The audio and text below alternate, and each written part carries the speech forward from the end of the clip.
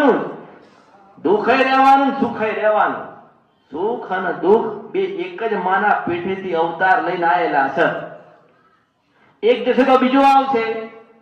જો તમારા ઘરે દુઃખ આવ્યું તો એવું નહીં માનવાનું કે આ જશે નહીં. જો સુખ નથી રહ્યું ને તો દુઃખ નહીં રહે.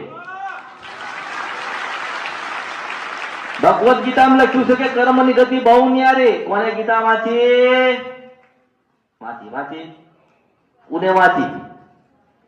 ભગવદ ગીતા કોને વાંચી? કૃષ્ણ ભગવાનના અમૂલ્ય શબ્દ જે જીવનના મનુષ્યના સત કર્મ અને ધર્મ માટે લખેલા પોતે પરમાત્માએ.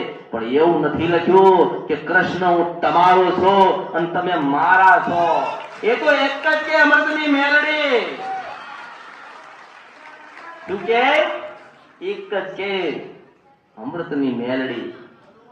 ઘરે ઘરે કે તમે મારા, હું તમારી છું.